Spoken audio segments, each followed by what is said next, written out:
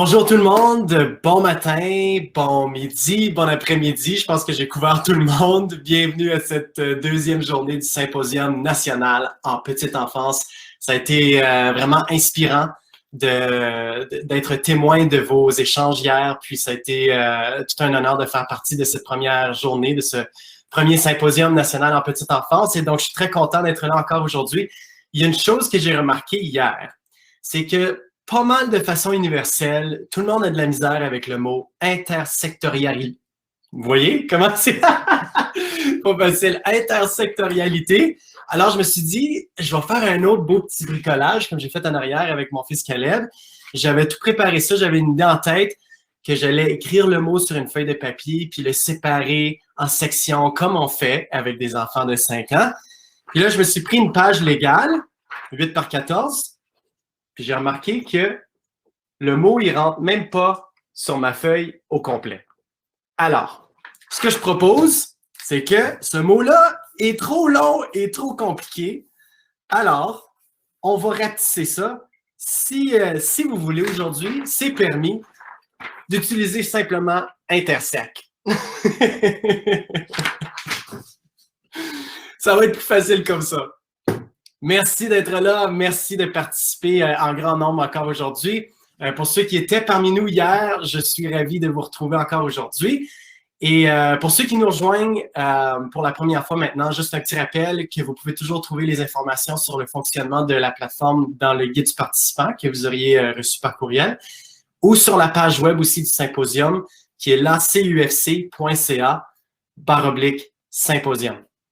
Il y a une vidéo de présentation aussi qui est également disponible sur la page d'accueil de la plateforme. Si vous cliquez « Accueil » à la gauche, vous allez voir, il y a une petite vidéo que nos amis du Collège Boréal nous ont préparée pour l'appui technique. Puis, en cas de besoin aussi, vous allez voir un bouton d'appui technique en bas à la gauche de votre écran. C'est comme une barre verte, ça dit « Appui technique » dessus. Vous pouvez cliquer là-dessus pour un chat en direct. Et je pense que ça fait le tour pour ce matin. Pour commencer cette deuxième journée, en tant que fier franco-albertain et papa d'un jeune franco-albertain, j'ai le plaisir de vous annoncer la prochaine plénière, modérée par Karine Charlebois de la Fédération nationale des conseils scolaires francophones, avec aussi Richard Vaillancourt de la Commission nationale des parents francophones et Caroline Boudreau de l'Association canadienne d'éducation de langue française, pour nous présenter leur initiative pan-canadienne de formation en construction identitaire. Bon symposium tout le monde, on se voit un petit peu plus tard. Merci beaucoup, M. Loranger. J'ai beaucoup aimé votre introduction. Intersectorialité, il va falloir pratiquer ça. C'est un vire-langue. Ou intersect, comme il a dit, c'est beaucoup mieux. Dans le fond, bonjour à tous, bienvenue à ce panel. Ça me fait grand plaisir d'être ici aujourd'hui pour discuter d'un sujet qui est tellement important, non seulement pour le développement de l'enfant, mais aussi pour l'avenir de la francophonie canadienne. Aujourd'hui, on reçoit Richard et Caroline qui vont nous partager leur expérience du projet La Francosphère de la petite enfance. Donc, dans le fond, c'est un projet de formation et d'outils axés sur la construction identitaire. Ici, quand on parle de construction identitaire francophone, c'est dans le fond tout ce qui touche à l'attachement à la langue française et la façon de se percevoir en tant que francophone, et tout ça dans un contexte de petite enfance, évidemment. C'est donc en entrevue avec nos invités que nous allons découvrir ensemble aujourd'hui des stratégies pour justement développer des initiatives en construction identitaire. On va également vous partager quelques petites citations des commentaires qu'on a entendus sur le terrain dans le cadre du projet et qui sont vraiment, vraiment intéressantes, qui vont nous aider à comprendre un peu plus l'importance que ça apporte pour les jeunes enfants de créer des opportunités de construction de l'identité francophone. Avant de commencer, je vous encourage à écrire vos questions dans le chat tout au long du panel, puisqu'à la fin, on va avoir une période de questions et nos invités vont pouvoir répondre à tout votre questionnement à ce sujet. Alors, Richard et Caroline, il est important d'aborder la grande question pour commencer. Pourquoi c'est important la construction identitaire et surtout en petite enfance? On va commencer avec Richard. Bien, d'abord, on sait que c'est au cours des premières années que l'enfant se développe sur tous les plans, incluant l'identité francophone. Donc, puis j'en profite, je fais une petite parenthèse parce que j'aimerais qu'on souligne d'entrée de jeu aussi et qu'on puisse reconnaître tous les professionnels dans nos services de petite enfance francophone qui font un travail exceptionnel pour enrichir la vie des enfants et également des familles. Donc, bravo à tous. Donc, dans nos consultations pour le développement de l'offre de formation et d'outillage en construction identitaire, les intervenants dans les communautés, en tout cas, je pense que c'est la première chose qu'ils nous ont identifié, c'est il faut revenir à la mission, au mandat, à la raison d'être de nos services de petite enfance francophone. Moi, j'aime beaucoup en tout cas, le terme raison d'être. Je trouve que c'est encore plus fort. Donc, c'est celui que j'utilise. Parce qu'autrement dit, il faut se poser la question en quoi nos interventions sont différentes en francophonie dans un contexte minoritaire. Puis d'ailleurs, il y a une intervenante qui nous disait récemment, je comprends mon rôle en petite enfance différemment. Maintenant, je le comprends mieux. Je comprends mieux ce qu'est la construction identitaire. Je croyais que je devais seulement faire apprendre la langue française, mais dans les faits, je dois aussi apporter aux enfants la culture et ses racines. Et quand on entend ce genre de commentaires-là, ben pour nous, ça nous a vraiment amené à dédier le premier volet de la formation à cette thématique-là de la raison d'être des services francophones à la petite enfance. Et on a appelé ça « Pourquoi moi? Pourquoi là? » Parce qu'il faut continuellement revenir à ça, à la particularité de nos services. Donc, quand on pense à « Pourquoi moi? », c'est en lien étroit avec le rôle particulier des éducatrices, des éducateurs, des gestionnaires dans les services en petite enfance francophone. Donc, on les amène à questionner leur propre motivation personnelle et professionnelle à œuvrer dans un service éducatif à la petite enfance francophone. Qu'est-ce que moi, comme modèle francophone, qu'est-ce que je mets de l'avant? Donc, dans un premier temps, ça permet d'entamer une réflexion plus personnelle par rapport à soi-même. Et ensuite, ben, c'est certain qu'on veut amener les gens qui œuvrent dans un milieu complexe. Hein? Donc, on amène la deuxième question qui est « Pourquoi là? » Et c'est là qu'on va développer la compréhension, les aider à être conscients qu'œuvrer dans un service de petite enfance francophone dans une communauté minoritaire, ben, c'est essentiel à la vitalité du français et ça permet aussi la transmission de la langue d'une génération à l'autre. Et ça, pour faire le « pourquoi là », on y va avec 3 grands aspects qu'on a identifiés. Donc, premièrement, comment est-ce que je crée un milieu de vie en français pour les enfants? Deuxièmement aussi, quel genre de lien est-ce que je veux tisser avec les parents, avec le foyer, pour les amener eux aussi à valoriser le français? Et finalement, bien, comment est-ce que, comme intervenant en petite enfance, je développe des liens stratégiques avec la communauté francophone pour développer un sentiment d'appartenance, puis pour vraiment que le service éducatif joue un rôle stratégique là-dedans. Puis, justement, quand on a fait un des premiers essais de cette formation-là avec des gens au Manitoba, il y a une intervenante qui nous a dit « OK, maintenant, là, je me rends compte du plus grand impact que le centre joue dans la construction identitaire de chaque enfant. » Et ça, bien, ça nous aide à aller vers l'avant. C'est vraiment intéressant ce que vous mettez de l'avant aujourd'hui parce que vous démontrez réellement que c'est important, la construction identitaire, et non seulement pour le développement de l'enfant, mais pour la pérennité de nos communautés. Par exemple, en tant que franco-ontarienne de naissance, j'ai pris part à tellement d'activités qui ont construit mon identité, que ce soit lever du drapeau, des jeux de la francophonie.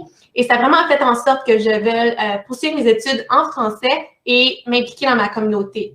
Donc, lorsqu'on fait des activités en construction identitaire auprès des jeunes, ça les encourage vraiment à poursuivre leurs études en français. Donc, ça joue un rôle primordial pour le continuum éducatif, donc qui inclut la petite enfance, l'école élémentaire secondaire, les universités et collèges et évidemment l'apprentissage continu tout au long de la vie.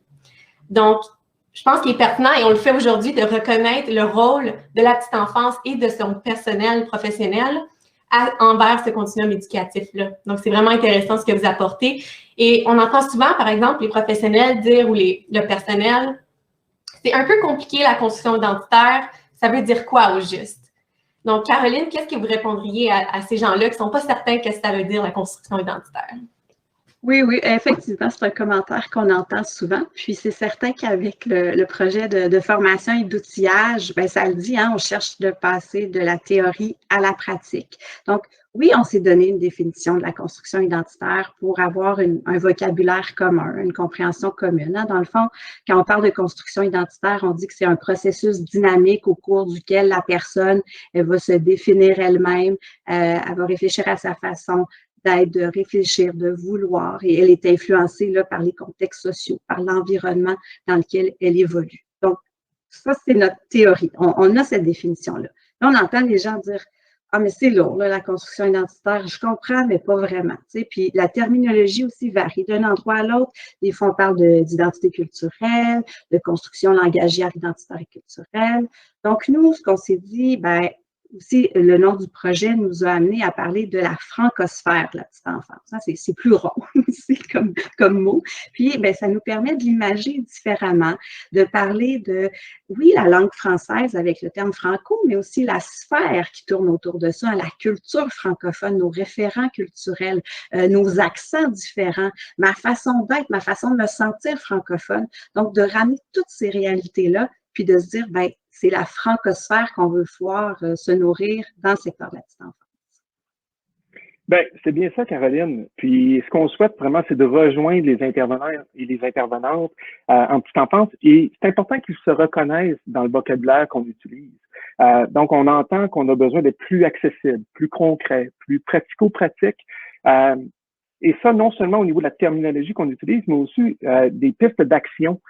Et ensuite, bien, dans le fond, les actions qu'on peut poser ensuite. Donc, d'où l'idée d'utiliser davantage les 8 principes directeurs d'une intervention en construction identitaire francophone. Ça semble être une voie prometteuse. En tout cas, du moins, c'est ce que les gens nous disent sur le terrain. D'ailleurs, l'expression de ça, la semaine dernière, lors d'une formation, quelqu'un en Alberta nous disait qu'elle a bien apprécié qu'on évitait finalement d'utiliser le terme construction identitaire, mais qu'avec les 8 principes directeurs, on voit comment le faire vivre. C'est très bien dit, ça, j'adore la citation. Dans le fond, c'est pas juste de passer la culture, c'est aussi de créer la culture ensemble et de façonner l'identité de chaque individu. Donc, c'est vraiment intéressant. Si on va vers Caroline, pourrais-tu nous expliquer pourquoi il est important justement de tenir compte des 8 principes directeurs quand on fait pour faire vivre la construction identitaire en petite enfance? Oui, puis on peut rappeler d'abord que les 8 principes directeurs, ils sont là pour orienter nos interventions en construction identitaire francophone. Ils vont permettre d'articuler, de nommer notre intention, en fait, de devenir conscient peut-être de quelque chose qu'on fait déjà. Et là, Karine, peut-être je t'inviterais à partager dans le clavardage, on a 8 mots-clés associés à chacun des 8 principes directeurs pour que les gens puissent les avoir visibles devant eux. Et puis, moi, je garde aussi en tête le commentaire que Richard a fait au début quand il mentionnait l'éducatrice qui a dit « OK, moi, il ne faut pas juste que je parle en français aux enfants puis que je les fasse parler en français. Il faut que je leur fasse vivre la langue. Il faut que je leur fasse vivre la culture francophone. » Et là, comment je fais ça, tu sais? Puis juste, si je prends 8 exemples sur le terrain pour inspirer un peu les gens, ça peut être de parler d'une nouvelle chanson en français avec les enfants, une nouvelle chanson qu'on a découverte, là, puis de leur partager ça, puis peut-être même de la faire découvrir à leurs parents. Tu sais, parlant de chansons, il y a des comptines. Des comptines, on en apprend, on en connaît, mais pourquoi pas en inventer une avec les enfants pour qu'eux-mêmes se reconnaissent là-dedans, qu'ils apprennent de nouveaux mots qui parlent de leur propre réalité. Leur propre réalité. Tu sais, on peut aussi vouloir mettre de l'avant la diversité qu'il y a dans notre communauté. Comment on pourrait faire ça? On fait une murale ou un bricolage dans laquelle on essaie de faire ressortir différents aspects de la diversité qui nous entoure, hein, différents métiers, différents types de familles, différents types de parents, différentes cultures, différentes religions, différents milieux, différents habillements. Donc, à travers un bricolage, je vais le faire un peu différemment si je me dis c'est ça que je veux faire ressortir. On peut aussi, par exemple, inviter les enfants du service de la petite enfance à une célébration avec des enfants dans une école du quartier, avec une école francophone pour développer des liens. On veut que les gens aient du plaisir en français. Hein? Donc, pour rire, des blagues, ça marche toujours. Donc, pourquoi pas apprendre aux enfants à raconter des blagues en français, faire des concours de blagues avec eux. Puis, je salue entre autres l'initiative qui s'est faite à l'île du Prince-Édouard il y a quelques semaines. C'était un concours Facebook, mais où les enfants racontaient les blagues. Tu sais. Fait que je me dis, c'est simple, c'est drôle. Si on pense aux technologies pour créer des liens, là, je pense qu'il n'y a plus un grand-parent au Canada qui n'est pas capable d'utiliser Zoom ou FaceTime. Donc, pourquoi pas dans son service éducatif faire entrer les grands-parents à distance en utilisant ces technologies. On peut aussi voir un peu plus grand, mobiliser nos gens puis créer un projet avec les enfants, peut-être même avec certains parents, autour d'un thème que les gens ont à cœur, l'environnement, des familles démunies, des personnes seules. Donc, ça peut être de regrouper les gens autour de thèmes comme ça. C'est aussi important, et là, je suis rendue au 8e principe, là, si vous suivez la liste, de viser des effets durables, laisser des traces. Hein? Donc, prendre des photos, prendre des vidéos, prendre des affiches pour documenter ce qu'on a fait pour que les enfants, pour que les parents s'en rappellent longtemps de ce qu'ils ont vécu et que ça leur reste en tête. Développer des traditions, avoir envie de le refaire. Donc, vous voyez, on vient de passer à travers 8 exemples pour illustrer les 8 principes directeurs d'une intervention en construction identitaire. On va revenir tantôt sur comment on peut les utiliser pour aller encore plus loin. Et là, on voulait juste au moins donner quelques exemples. Je suis certaine, là, il y a des gens qui nous entendent parler et qui disent « Ah, mais moi, je fais déjà ça. » Bien, là, on vient d'avoir un beau déclic. C'est ça qu'on veut vous entendre dire. Puis après ça, bien, Richard, qu'est-ce qu'on fait? Bien, effectivement, Caroline, puis c'est spécial, il y a une formatrice à l'île du Prince-Édouard, justement, qui nous partageait, qui nous disait ceci. Ça m'a fait réfléchir que j'incorpore déjà plusieurs principes dans ma propre identité et ça m'a fait aussi penser à c'est quoi être francophone. Donc, j'ai bien pensé à cette question et à ce qui me tient à cœur pour moi et pour ma famille. Donc, ça valide en quelque sorte l'idée que cette prise de conscience-là est souvent même personnelle avant d'être professionnelle.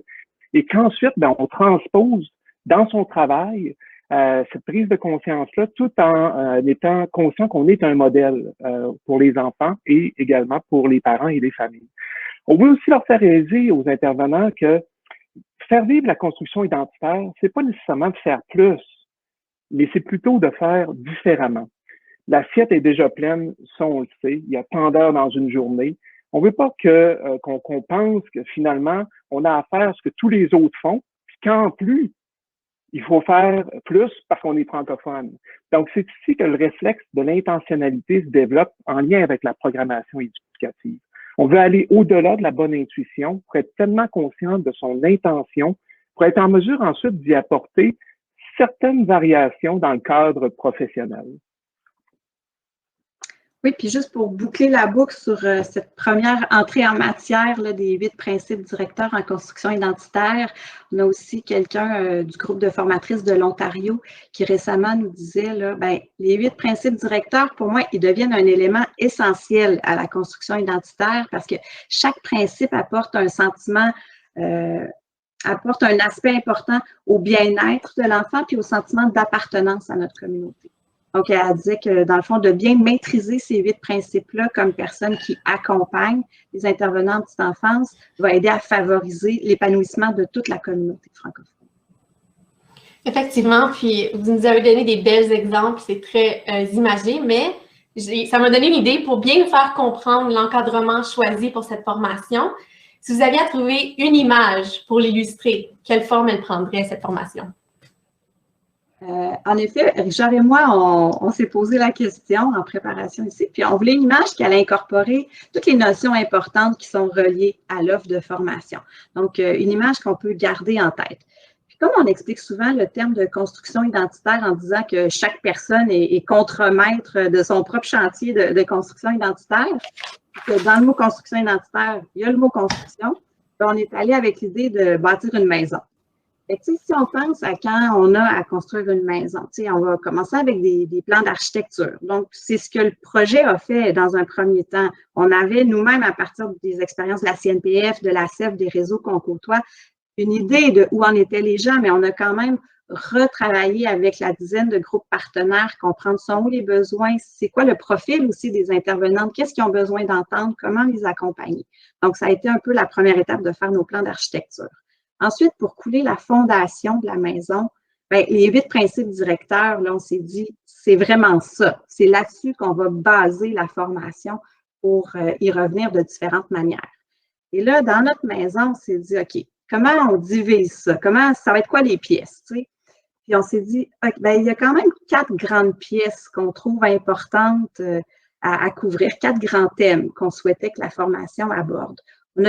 On vous a mentionné le premier tout à l'heure avec le mandat et la raison d'être des services à la petite enfance francophone. Donc, on l'a appelé « Pourquoi moi, pourquoi là ?» Et c'est comme une première pièce dans laquelle les intervenants vont être invités à cheminer. Ensuite, on s'est dit, bien, il y a un deuxième thème aussi, la question du passeur culturel. Oui, du point de vue de l'intervenante, mais aussi du point de vue de l'enfant lui-même, comment il développe son attachement à la culture, les parents là-dedans, qu'est-ce qu'ils font, puis la communauté aussi. Donc, c'est un thème qui nous permet d'aller toucher ces 4 aspects-là. Troisièmement, on a le volet sur développer un rapport positif à la langue. Donc, tout ce qui est avoir du plaisir, les questions d'insécurité linguistique aussi. Donc, il y a beaucoup de choses qui gravitent autour de ça. Et finalement, on a une 4e pièce, un 4e thème qui peut l'accueil et l'accompagnement du parent, qu'on a la chance de développer en partenariat avec les gens de la FPNB, l'Association francophone des parents du Nouveau-Brunswick, qui ont une expertise vraiment particulière là-dedans, qui avait un autre projet développé avec la CEFC, puis on s'est dit, bien là, on ne veut pas dédoubler, on va s'arrimer pour qu'il y ait une certaine cohérence. Donc ça, c'est comme nos 4 grandes pièces dans notre maison où les éducatrices, les éducateurs, les intervenants de petite enfance ont été invités à cheminer. On s'est dit, bien, finalement, on a aussi un petit party au sous-sol là, qui se passe parce qu'avec notre équipe de formation, avec nos équipes de formation, en fait, là, on parle d'une dizaine d'équipes réparties dans 40, dizaine d'équipes qui regroupent une quarantaine de formateurs et de formatrices. Il y a une démarche qui se fait avec eux aussi, puis eux, ben, c'est vraiment de s'approprier les 8 principes directeurs. Fait que, on est comme dans le sous-sol, là, puis on regarde notre maison, puis on voit tout ça qui est à notre disposition, puis on va faire cheminer les gens là-dedans. Richard, je te laisse continuer le tour du propriétaire. Pour continuer la visite, on a aussi, dans chaque pièce, finalement, il y a 4 murs. Donc, il y a 4 aspects importants qu'on voulait faire ressortir en lien avec les 4 thématiques dont Caroline vous a parlé. Le premier mur, c'est, dans le fond, c'est toute la réflexion par rapport à l'intervenante ou à l'intervenant lui-même. Donc, ce qui est important, tout au niveau de la prise de conscience qu'on parlait tantôt, ça se fait à l'aide de cet aspect-là. Le deuxième aspect, c'est le milieu de vie en français qu'on offre aux enfants. Le troisième, c'est des liens avec les parents et les familles. Et le 4e mur, c'est la place stratégique, dans le fond, de notre service de petite enfance francophone dans la communauté. Autre chose aussi qu'on a dans notre maison, ben, on a un toit. Donc, on a un toit pour nous abriter et ce toit-là, dans le fond, héberge l'infrastructure web. Et c'est là où se trouvent, dans le fond, les outils de formation. Puis, ce qui est intéressant aussi, il faut se poser des questions ensuite. Il faut finir cette maison-là, il faut faire la finition, puis ensuite, ben, il va falloir voir comment on accueille ensuite les gens dans cette maison-là. Donc, c'est vraiment ici que les équipes de formation voient à la finition de chacune des pièces. Puis comment ensuite elles feront cheminer les participants dans cette maison qu'on appelle la francosphère de la petite enfance. Donc, c'est ce qu'on vise particulièrement avec l'approche intermédiaire. Donc, c'est une approche basée sur le fait que on croit que c'est les intervenants dans le milieu qui connaissent le mieux les besoins et les réalités de leur communauté. Puis enfin, on a ajouté un autre aspect à notre maison. La maison, comme vous savez, elle est dans un quartier, dans une ville. Donc, ce qu'on s'est dit, ben, il y a une opportunité ici de faire du réseautage pan-canadien entre chacun des intervenants qui s'intéressent à la construction identitaire. Et c'est dans cette optique-là qu'on s'est dit, bien, on peut peut-être faire le lien avec le voisinage. Donc, l'idée ici, entre voisins, de s'échanger des choses entre nous, de se réseauter, de partager, de s'entraider. Donc, c'est un peu l'image qu'on vous propose. C'était super bien imagé. J'ai vu dans les commentaires que les gens ont beaucoup aimé l'exemple de la maison. Donc, merci beaucoup pour ça. Et justement, en parlant de l'approche intermédiaire, donc du par, pour et avec les intervenants de chacun des milieux, j'ai une citation d'une formatrice de la Colombie-Britannique qui semble bien l'illustrer. Donc, je vais vous la lire juste ici. Mon coup de cœur de la formation des formateurs, c'est l'adaptabilité de la ressource qui nous permet de la déployer chez nous selon notre contexte et nos besoins. Donc, j'invente rien, là, c'est une vraie citation qui a été entendue sur le terrain. Richard, je serais intéressée de savoir qu'est-ce que tu en penses de ça. Bien, je pense que ça illustre très, très bien qu'est-ce que c'est l'approche intermédiaire. D'abord, ben, on croit à l'importance de mettre à contribution l'expertise locale. Ensuite, bien, on croit que la formation elle doit être flexible, elle doit pouvoir être adaptée et personnalisée aux réalités de chacun des milieux. Puis enfin, on croit que c'est aux intervenants de la place de choisir comment ils vont déployer cette formation-là, comment ils vont, dans le fond, mettre les outils dans les mains des intervenants et ensuite, bien, pour la suite des interventions. Donc, ce qui est intéressant, c'est qu'on entend des commentaires semblables en lien avec l'utilisation des 8 principes directeurs.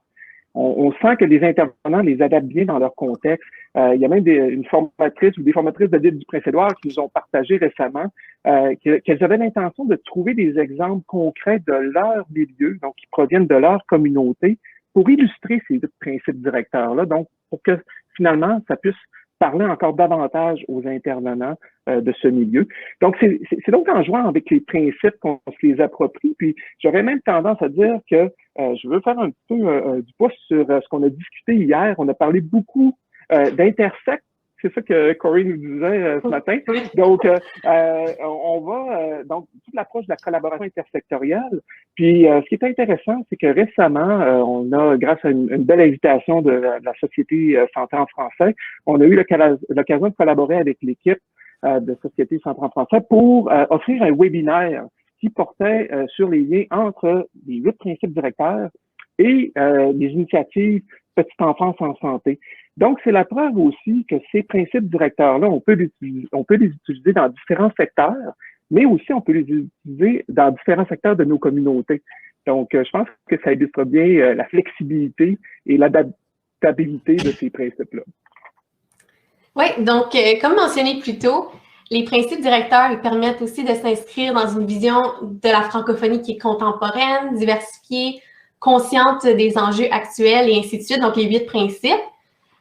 Aussi, on m'indique dans le chat que c'est aussi un rapport positif à la langue qui est un pilier central de la construction identitaire. Je trouve que c'est un commentaire très intéressant. Richard, est-ce que tu pourrais nous donner un exemple concret de l'utilisation de ces principes directeurs-là? Ben, il y a un des principes directeurs qui est s'inscrire dans la francophonie contemporaine. Donc, ça veut dire quoi? Ça veut dire que on est dans son époque, être en lien avec ce qui se passe dans la francophonie actuelle. Donc, c'est pour ça qu'on peut se poser la question à ce moment-là, est-ce que notre activité permet aux enfants de percevoir la francophonie comme étant moderne, originale?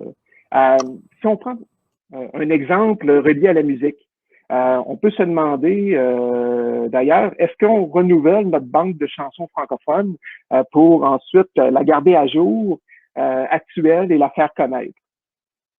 Puis, tu sais, dans un contexte de petite enfance, là, ça pourrait vouloir dire de faire danser les enfants sur une chanson du groupe des rats de swamp, excusez, je me suis pratiquée, des rats de swamp. Moi, je les ai découverts hier. Je les connaissais de nom, mais hier, ça m'a comme plus amené à les écouter. Donc, ça peut être de prendre une de ces chansons-là, puis de faire danser les enfants sur cette musique parce que ben, ça mélange du folklorique, ça mélange la musique néo-trad. Donc, ça peut être aussi simple que ça. Pour s'inscrire dans la francophonie contemporaine, on peut aussi développer des listes de musique en français avec des chansons récentes pour faire bouger les enfants ou pour les calmer, hein, selon le moment de la journée, notre intention. Ben, c'est pas de la construction identitaire, là, mais on peut les calmer en français. Là, ça devient aussi un moment où ils vont associer un certain sentiment à un moment de la journée. Puis on peut, ces listes-là peuvent ensuite être partagées aux parents, à d'autres collègues, à notre CA. On peut mettre ça sur une page Facebook, sur Spotify, se faire une chaîne YouTube. On peut même les faire jouer dans nos espaces de bureau, dans notre hall d'entrée. Ici, même sur la plateforme de l'événement, hein, le matin, quand on arrive, ben, il y a de la musique qui joue. Donc, c'est d'avoir le réflexe de l'utiliser. Puis, on pourrait même demander à des gens, ben vous, c'est quoi vos coups de cœur pour qu'ils se reconnaissent dans les listes qu'on offre. Donc, ici, ben, on se dit, si je nomme mon intention, qui est de m'inscrire dans la francophonie contemporaine, ça va m'inciter à porter peut-être une plus grande attention aux chansons que je choisis, plutôt que de toujours prendre les mêmes, d'essayer de le renouveler avec cette intention-là. Puis, on peut se dire aussi, OK, ça, je le fais bien. Comment je pourrais aller un peu plus loin? Puis c'est là où la question de jongler avec des principes peut être intéressant. Parce que les principes, ils nous aident à voir ce qu'on fait, mais ils peuvent aussi nous aider à voir ce qu'on fait moins. Ils sont où nos angles morts? Donc, j'ai des bons réflexes, mais où est-ce que je pourrais aller? Puis si on se dit, ah, tu sais, moi, la communauté, là, j'ai moins le réflexe de les intégrer dans ce que je fais. Ça, c'est le principe qu'on appelle favoriser l'action concertée. Mais si on se dit, personnellement ou comme équipe, si on se dit, ben nous, on aimerait ça mettre un peu plus d'énergie là-dedans, on peut se poser une question, OK, comment est-ce que mon activité, elle pourrait venir enrichir la collaboration avec les gens dans ma communauté? Bien, ça peut être relativement simple. On peut se dire, OK, bien, je veux bonifier ma liste, puis je ne sais pas comment commencer. peut-être se tourner vers l'association jeunesse de la province ou de votre municipalité pour dire, bien, auriez-vous des suggestions à nous faire qu'on pourrait intégrer dans une liste de chansons? Ou si on parle de notre liste de chansons, prendre la préférée de tout le monde puis développer une activité musicale avec un groupe de retraités ou une association d'aînés ou une association de parents. Donc, ça peut être juste, on part de ce qu'on a puis de voir comment je peux l'amener un petit peu plus loin. Donc, c'est là où les principes aussi deviennent intéressants parce que on touche la construction identitaire puis on se dit, OK, bien, je peux aller encore plus loin puis le nommer puis m'inspirer de ça. Et éventuellement, bien, si on revient à la formation, c'est là qu'on veut amener les formatrices puis les intervenants et intervenantes. Donc, de se dire comment est-ce que je peux bonifier mes interventions? Parce que c'est ça le but ultime, en fait, c'est que les gens regardent leur programmation éducative et qu'ils voient le potentiel d'incorporer, de saupoudrer les 8 principes directeurs à travers tout ça. Bien sûr, on invite les gens à y aller un morceau à la fois. Chaque activité n'a pas besoin de tenir compte des 8 principes, c'est pas ça. Puis, ça n'a pas toujours besoin d'être un grand projet. Ça peut être un petit quelque chose que je fais de plus, une question que j'ajoute, un choix de plus que je fais différemment, qui permettent d'y aller morceau par morceau, puis éventuellement d'avoir l'ensemble du casse-tête et vraiment de créer des occasions, des moments riches de sens pour les enfants où ils vont vivre des moments en français significatifs pour eux. Puis c'est là où on n'est plus juste dans l'apprentissage de la langue, on est dans le vivre en français, on est dans de la construction identitaire. Des super exemples, encore une fois, merci. Dans le chat, si vous avez des idées de chanteurs ou d'artistes ou qui seraient bons à présenter en petite enfance, n'hésitez pas à le partager avec nous parce qu'on est là pour ça, du réseautage. Partagez vos idées pour faire vivre la langue française et la francophonie en petite enfance. Donc, ce que je retiens de notre discussion, c'est que les gens vous disent parfois « Ah ben, j'en fais déjà finalement de la construction identitaire, je ne savais même pas, mais j'en fais. » Ça vous dit quoi pour vous quand vous entendez ça en débutant avec Richard? Bien, il y a 4 choses qui nous viennent en tête là, rapidement comme ça. C'est que d'abord, c'est encourageant. Bien, dans le sens où est-ce que quand on entend « Ah, j'en fais déjà », bien, ça nous dit qu'intuitivement, on sait qu'on en fait des interventions puis qu'on propose des activités qui contribuent à la construction identitaire francophone. C'est aussi, je pense, intéressant du point de vue que c'est rassurant. Dans le sens où est-ce qu'on valide ce qu'on fait déjà. Donc, les principes directeurs deviennent un encadrement qu'on veut, puis finalement, qu'on veut plus accessible pour augmenter le niveau, justement, de confiance. Puis il y a une intervenante, justement, qui nous disait, moi, mes interventions sont en lien avec un principe. Donc, j'en fais de la construction identitaire. J'applique ces principes-là dans ma vie. Donc, je dois être sur la bonne voie. Ça n'a pas besoin d'être compliqué, la construction identitaire. Il faut tout simplement être conscient de son importance et de planifier nos interventions. Oui, puis on voit aussi que ça vient jouer sur la confiance des gens, et pas juste sur le fait qu'ils sont rassurés, mais que ça a un impact aussi sur leur niveau de confiance parce qu'ils vont se dire, OK, là, je sais que ce que je fais, ça valide ça. Puis on travaille ensemble pour des objectifs communs. Puis on le voyait, entre autres, l'île du Prince-Édouard, on leur parle souvent, cette équipe-là, le fait qu'on les nomme, mais on aime toutes les équipes égales, inquiétez-vous pas. Hein, donc, ils disent, OK, là, nous, on peut, puis ensemble, on peut faire une différence. Fait que là, on n'est plus juste dans de la prise de conscience. Là, on va vers l'action, on veut faire quelque chose de plus. Et finalement, bien, ça devient vraiment stimulant. Ça donne le goût de faire différemment.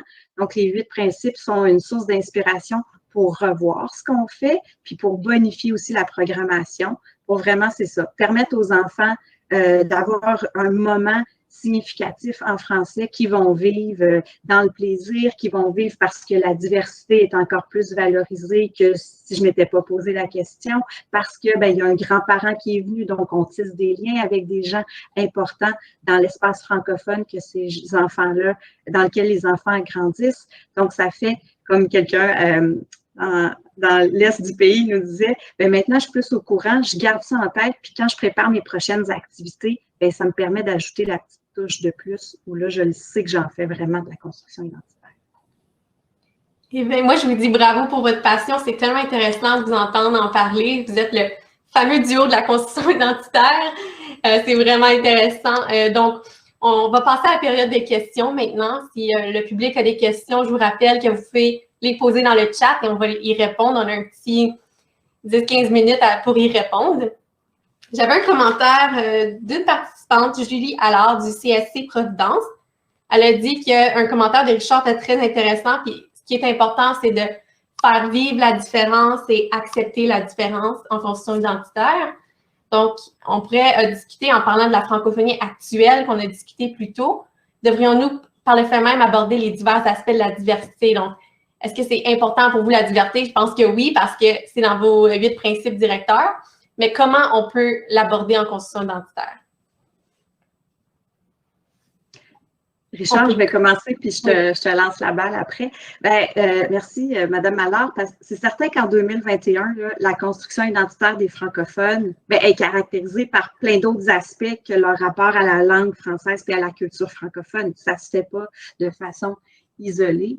Oui, il y a la diversité culturelle, mais il y a la valorisation des accents, la variété des origines, les différentes identités de genre, toutes sortes de structures familiales, la diversité de religions, de situations socio-économiques. C'est large. Donc, la culture francophone, elle existe dans une intersection de toutes ces dimensions identitaires-là. Ça, on en est conscient. Puis les intervenantes et intervenants de petite enfance qui accompagnent l'enfant dans la construction de son identité, il faut aussi qu'ils puissent l'aider à faire une place à son identité francophone à travers tout le reste et de créer donc des occasions de découverte, d'expression de la culture. Donc, on fait ça, mais en reconnaissant que l'enfant aussi a une panoplie d'autres identités, ses parents aussi, le milieu dans lequel il vit. Puis les intervenants et intervenantes en petite enfance eux-mêmes, elles-mêmes, sont composés d'identités multiples. Puis pour faire du pouce, Caroline, ce qui est intéressant, c'est on peut se demander ensuite comment on fait ça. Malheureusement, on n'a pas toutes les réponses à cette excellente question, parce que c'est à ces questions qu'on peut se poser autour de toute l'idée justement de la diversité.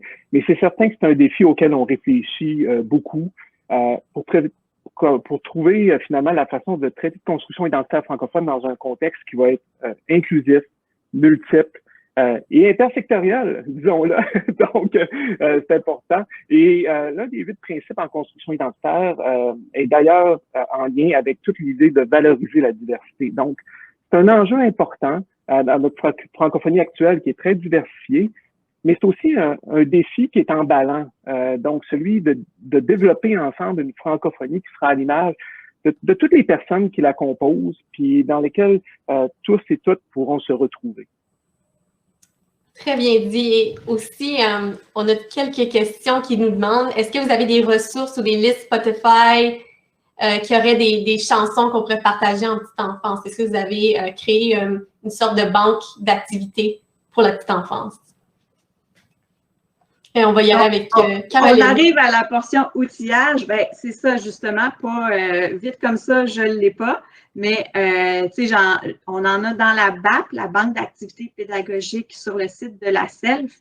Il y a déjà certaines activités qui viennent toucher le thème de la musique et dans lequel, je peux pas, vite comme ça, là, vous promettre qu'elles sont toutes vraiment pertinentes à la petite enfance, mais il y a déjà une certaine sélection qui a été faite et on prend certainement bonne note de ce genre d'idées. On est en plein développement, hein, donc... Oui, puis il y a d'ailleurs des gens qui partagent déjà des petites ressources dans le chat. Donc, ils sont avec vous, ils partagent vos ressources. Richard, tu peux poursuivre? C'est la beauté, c'est ça, la beauté du partage, c'est que chacun, on a nos univers aussi musicaux. Donc, en pouvant partager, ça nous ouvre à d'autres styles de musique en français, des gens, des artistes qu'on ne connaissait pas. Puis, je voudrais revenir sur l'idée aussi qu'à un moment donné, dans une des formations, on a dit oui, on peut faire jouer de la musique pour enfants dans nos services de centre de petite enfance, mais les gens nous ont dit aussi, mais pourquoi pas aussi des chansons pour adultes qu'on choisit dans un contexte éducatif, puis faire connaître, donc faire étendre aussi cette connaissance-là aux enfants, puis des fois aussi juste partager notre coup de cœur aussi comme intervenant à la petite enfance, ça peut faire une différence de dire, moi j'aime cette chanson-là, pourquoi je l'aime, pourquoi elle vient me chercher, pourquoi c'est un coup de cœur pour moi, puis faire découvrir justement des artistes. Donc ça peut être une belle façon d'échanger avec les enfants et même des fois on dit de demander justement des coups de cœur des familles, des coups de cœur des parents pour s'ouvrir justement à cette collaboration-là avec le foyer, puis faire en sorte que finalement on va valoriser à ce moment-là toute la diversité des connaissances et du bagage qu'on a dans chacun de nos centres. C'est tellement vrai parce qu'en partageant ce qu'on aime avec les plus jeunes, ils vont s'attacher encore plus à ce côté culturel. Comme mes parents jouaient tout le temps de la musique francophone, puis là, c'est encore ce que j'écoute aujourd'hui. Donc, c'est tellement pertinent de partager notre culture avec les plus petits. Et vous, Richard et Caroline, quels ont été vos propres apprentissages dans ce projet, dans la francosphère de la petite enfance? Je vais débuter avec Caroline. C'est quoi tes apprentissages dans ce projet-là? Ouais, moi, je pense que mon beau coup de cœur là-dedans, là, d'un point de vue personnel et avec mon chapeau de parent aussi, ça a été la découverte du réseau des associations de parents francophones à travers le pays. Je veux dire, je connaissais le nom des organismes et tout ça, mais là, j'ai vraiment rencontré les gens qui se trouvent derrière. Puis j'ai envie de déménager dans les 12 autres provinces et territoires au pays pour devenir membre de ces associations-là. Puis je trouve qu'ils ont des programmations formidables. Puis aussi, là, il faut... Je vois ma vie en vie de principe. Là. Des fois, ça en est quasiment tannant là, parce que je plonge tellement dans ça tous les jours que dès que je fais quelque chose, je me dis, OK, est-ce que là, mon choix est assez contemporain? Est-ce que dans ma question aujourd'hui à mon voisin, j'ai valorisé sa diversité? Mais à quelque part, je trouve que ça montre que c'est des outils qui sont utiles dans différents aspects de notre vie. De mon côté, ce que ça a mis en évidence, c'est qu'il faut continuellement décomplexifier les choses encore et toujours plus. Quand on pense qu'on l'a, il y a toujours, à un moment donné, on se fait poser une question pour dire, il me semble qu'on pourrait aller encore plus dans le concret, puis on pourrait aller encore plus dans comment le faire, puis comment le vivre. Donc, c'est cette question-là qui nous habite continuellement. Puis, ce qui est plaisant, c'est que dans nos consultations, puis dans nos collaborations à l'intérieur de ce projet-là, c'est qu'on compte aussi sur l'expertise qu'ont les gens dans les communautés. Donc, ça vient pas juste de nous, c'est dans nos échanges, dans nos réflexions qu'on partage, dans nos questionnements. Des fois, c'est des images qu'on partage, mais ça nous amène ailleurs. Puis ça fait en sorte que des fois, on se dit, OK, on a essayé telle chose, ça a fonctionné dans tel milieu, donc pourquoi pas reprendre ces pratiques-là. Donc, c'est pour ça qu'on veut créer aussi une belle communauté de pratiques autour des interventions qui favorisent la construction identitaire. Puis je pense que c'est d'aller justement valoriser tout ce qui se fait de beau, puis être capable ensuite de dire, OK, mais comment on les partage, puis comment on les adapte ensuite à nos réalités. Mais je dirais que c'est une belle réflexion qui se poursuit, puis on fait ça collectivement, donc c'est la beauté des choses. On a aussi un commentaire dans le chat qui dit que ça serait super d'avoir une formation en ligne accessible pour les nouveaux enseignants qui viennent, ou les nouveaux éducatrices et éducateurs, désolé, moi je suis dans le domaine de l'éducation, mais pour les nouveaux qui arrivent dans le domaine, une formation en constitution identitaire qui est accessible continuellement en ligne pour qu'ils apprennent c'est quoi la constitution identitaire en milieu minoritaire, comment faire vivre la francophonie. Est-ce que c'est quelque chose que vous avez envisagé ou qui est déjà disponible? On va commencer avec Caroline. Ben, tu sais, on a un document de travail qui s'appelle phase 2, là, qui commence à être un peu long. Puis, on est conscient de ça. Et ce qu'on dit quand même, tantôt, je parlais de la quarantaine de formateurs, formatrices impliqués dans le projet, là, on leur dit, ce qu'on fait là, en petite enfance, là, c'est du jamais vu. Parce que, malheureusement, pour le moment, là, la réponse que je donnerais à la personne, là, en termes d'un nouvel enseignant qui arrive, là, il n'y a pas accès à ce qu'on fait pour le milieu scolaire. Il y a d'autres ressources, puis je pense à des projets, entre autres, que la FNCSF chapeaute là, pour l'encadrement du nouveau personnel enseignant. Donc, la construction identitaire est là, puis je veux pas, mon boss écoute, fait que je ne veux pas me faire taper sur la tête non plus. Il y a des ressources, mais en termes de l'équivalent de ce qu'on fait de la francosphère de la petite enfance pour un enseignant, cet équivalent-là, il n'existe pas nécessairement. Puis ce qu'on trouve vraiment intéressant, c'est que là, le leadership, il vient du milieu de la petite enfance. Tu sais, souvent, on va avoir des choses qu'on a faites pour le scolaire, puis là, on essaie de l'adapter à la petite enfance. Là, c'est comme si la locomotive de devant, là, c'était menée par la petite enfance, puis on voit les potentiels pour répliquer certaines de ces choses-là ou s'en inspirer pour le milieu scolaire. C'est intéressant, puis je fais du pouce là-dessus aussi pour dire que c'est certain que nous, les gens, à chaque fois qu'on fait une formation ou qu'on échange avec des intervenants au niveau de la construction identitaire, les gens nous disent, ben, peu importe si on est là depuis peu de temps ou si on est là depuis longtemps, ça fait toujours du bien de se replonger. Parce que c'est comme si on était dans un autre état d'esprit peut-être de la dernière fois qu'on y a pensé, qu'on y a réfléchi. Puis on dit, hein, la construction identitaire, c'est jamais pleinement achevé. Donc, on fait tous notre bout de chemin aussi comme intervenant là-dedans dans ces réflexions-là. Donc, mais oui, il y aura des choses aussi certainement dans l'offre de formation qui pourront être adaptées au contexte, je pense, des nouveaux éducateurs, des nouvelles éducatrices qui joindront au préscolaire en petite enfance. Je pense que le matériel sera disponible à ces gens-là davantage là au niveau de la prochaine année préscolaire. Présentement, c'est plus la formation des formateurs, mais ça s'en vient dans vos communautés.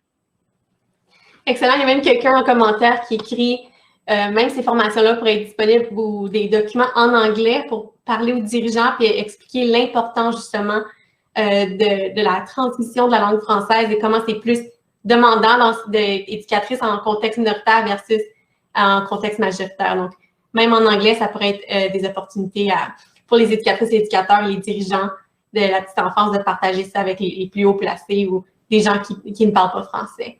Puis, dernière question. Oui? Si tu me permets, Karine, j'aimerais ajouter là-dessus parce qu'il y a des pratiques qui se partagent un peu partout. Puis justement, on parlait à des intervenants de l'Alberta assez récemment, mais l'idée aussi, je pense que quand on veut justement rejoindre, par exemple, le conjoint non francophone, couple exogame ou interlinguistique, où on veut parler justement de construction identitaire, je pense que c'est important d'adapter nos outils en fonction du regard qu'ils ont en lien avec un service de petite enfance francophone. Donc, d'aller au-delà d'une traduction, mais vraiment de le mettre dans la perspective comment ces gens-là peuvent contribuer aussi à valoriser le français dans leur vie, valoriser les choix qu'on fait en français. Donc, c'est toute, je dirais, c'est toute une boîte de matériel qu'on pourrait mettre aussi à la disposition des gens. Donc, c'est certainement des bonnes idées. Donc, ça vient valider la piste et l'idée qu'on doit aussi rejoindre différents profils de familles, d'intervenants qui sont en lien avec les services de petite enfance francophones. Excellent. Vous avez répondu aux commentaires, c'est parfait. On voit que ça a déjà été envisagé, donc excellent réseautage ici. Moi, j'ai une dernière question pour conclure. Dans la suite des choses, la continuité, puis après, je vous lance ça, Caroline. Oui, bien, on est content en fait que les circonstances à distance nous aient amené à tout structurer en version web parce qu'en soi, ça assure une durabilité un peu à l'initiative. Puis on le voit aussi avec les équipes de formation où il y a des équipes. Donc, on veut que les capacités de formation, la capacité de réfléchir à ça veut dire quoi traiter de la construction identitaire dans un contexte propre à l'Alberta, dans un contexte propre au Manitoba, ils soient portés par des gens des milieux. Donc, cette expertise-là, ça va être un beau leg qui va rester du projet. Et ces personnes-là, ça leur a permis aussi de se replonger là-dedans. Donc, on voit, puis il y a plein d'idées qui ressortent là aussi à venir. Puis Richard, je ne sais pas si tu veux ajouter un petit quelque chose. Ben oui, parce que finalement, quand on a entamé cette formation de formateur-là, on était en plein encore dans ce qu'on vit autour de la COVID. Puis on sait que depuis le début de la pandémie, les gens nous le disent sur le terrain. Je veux dire, il y a eu certains impacts, certaines retombées. Puis on peut se poser même comme question comment les 8 principes directeurs ont été affectés par cette pandémie-là. Donc, on a plus d'interactions virtuelles, ça c'est une chose. On doit respecter la distanciation sociale. On vit une certaine perte de socialisation dans certains cas en français. Puis on ressent aussi l'absence de rassemblement, d'activités communautaires en français. Donc, c'est important d'être conscient de ces réalités-là, puis de voir, qu'est-ce qu'on va pouvoir tirer de ça? Qu'est-ce qu'on va vouloir mettre de l'avant pour venir pallier peut-être à certaines retombées qu'on aura vécues. Donc, d'en être conscient, je pense que c'est une belle réflexion. Puis ensuite, la francophonie, on le disait tantôt, la francophonie elle-même, elle évolue. Donc, naturellement, nos réflexions doivent suivre cette évolution-là. Puis se questionner, c'est certainement pas une mauvaise chose dans ce cas-là. Richard et Caroline, un grand merci d'avoir partagé avec nous votre expertise sur la construction identitaire.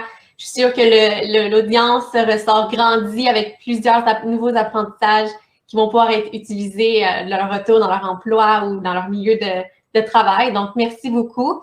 Pour tous ceux qui nous écoutent, n'oubliez pas d'aller visiter le kiosque virtuel du projet La Francosphère en petite enfance. Vous allez voir, il y a plein d'initiatives qui est présentées. Vous allez voir les 8 principes directeurs également. Et vous allez trouver une vidéo qui explique parfaitement le projet de la Francosphère. Encore une fois, merci. Je cède maintenant la parole à notre animateur du symposium, Corey Loranger, pour la suite des choses. Wow! Excellent, vous autres. Merci, bravo. Très, très constructif. Merci pour tous les exemples de réussite et vos pistes de solutions que vous avez présentées. C'est fort apprécié. On voit que le chat est en feu. Alors, c'est clair que les gens apprécient énormément. Merci beaucoup. Je peux dire de façon générale, si chaque centre éducatif ou service de garde contribue à la construction identitaire de nos petits, je suis certain que nos communautés francophones en sortiront que plus fortes. Puis, je veux juste vous remercier toutes et tous qui participent avec nous en nous écrivant dans le chat, justement, dans la boîte de clavardage, les liens que vous partagez.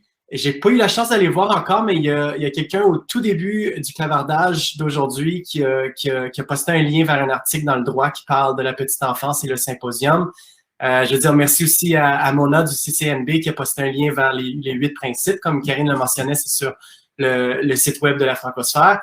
Et merci aussi à Marianne du Conseil des écoles publiques de l'Est de l'Ontario qui a posté un lien, vous allez voir, vers des listes de musique. Et que si vous cliquez sur le lien, puis ensuite vous cliquez sur la boîte « La construction identitaire et l'acquisition de la langue française », vous allez voir qu'il y a plein de listes de musique, justement, que vous pouvez aller découvrir.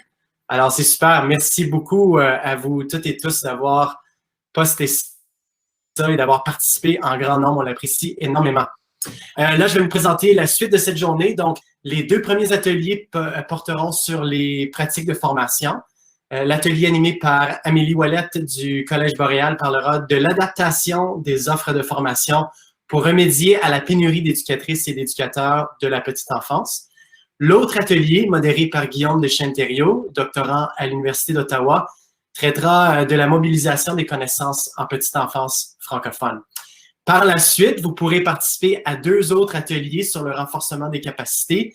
Un atelier animé par Sue Duguay de la FJCF, la Fédération de la jeunesse canadienne-française, sur la sécurité linguistique, et l'autre animé par Maurice Chiasson, expert conseil en gestion stratégique et organisationnelle, sur le renforcement des capacités des gestionnaires des services de garde. Entre chacun des ateliers, vous pourrez aussi profiter d'une pause de 15 minutes pour découvrir les kiosques de la salle d'exposition ou rencontrer d'autres professionnels de la petite enfance dans la salle de réseautage. Donc, ça, n'oubliez pas que c'est tout juste dans votre menu à la gauche. Pour moi, je vous donne rendez-vous vers 16h, heure de l'Est, pour la dernière plénière animée par Jean-Luc Racine de la CNPF sur l'apport de la formation pour relever les défis du recrutement et de la rétention de personnel de la petite enfance francophone. Les ateliers et les plénières sont accessibles, n'oubliez pas, en cliquant dans votre menu à la gauche, si vous cliquez sur le lien « Programme ». Et vous pourrez alors rejoindre l'atelier ou la plénière qui vous intéresse justement en cliquant directement sur la boîte de l'atelier ou de la plénière que vous choisissez. Et finalement aussi, je veux juste vous rappeler de rester avec nous jusqu'au bout de la journée parce que nous avons un très, très bon tirage à vous présenter. Et vous découvrirez aussi ce soir le 2e appel à proposition du projet formation et renforcement des éducatrices et éducateurs de la petite enfance de l'ACUFC. Donc voilà pour un tour de piste de ce qui nous attend pour le reste de la journée. Encore merci à nos 3 collaborateurs présentateurs de ce matin. C'était excellent et merci à vous tous et toutes d'avoir participé en grand nombre et avec autant de dynamisme et passion. À tantôt tout le monde.